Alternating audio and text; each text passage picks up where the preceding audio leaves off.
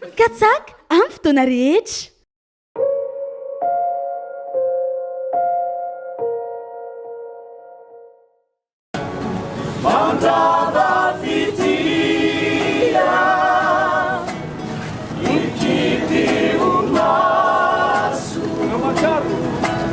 Ny fiainana ray manontolo no voasoratra Dadah satria Dadah dia tena mpanoratra goavana indrindra.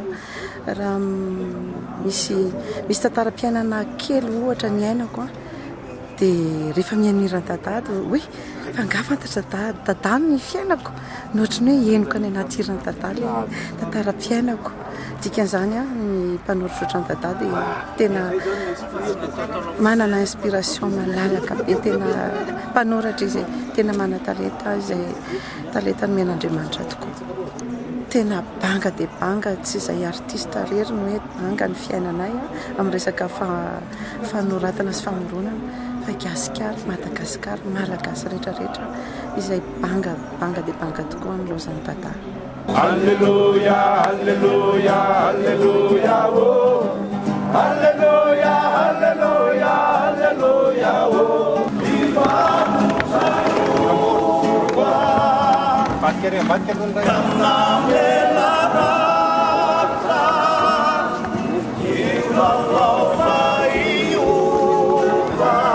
Amin'izao fotoana izao aloha dia tsy mbola tsy manana tsy mieritreritra zany hoe ahoana ny tarika malo zany.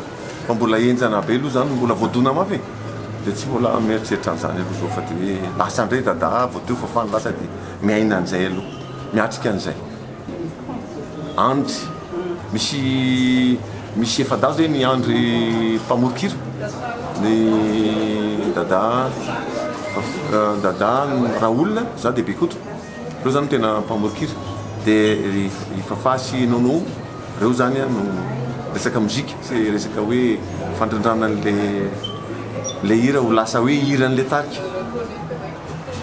Tsy makivy dia zareo raha lasa dia maty mamelamamy ohatran'ny tantery. Nametraka lova soa ny taranaka sy ny zaza avy afara. Tsy mbola misy mieritreritra reo levokoa satria izao raha mbola niala elo raha zao mbola mila fotoana hoe zakany saina marina hoe tena lasa marina izy reo. Mbola tsy manana fotoana ny sonana tsy afaka mieritreritra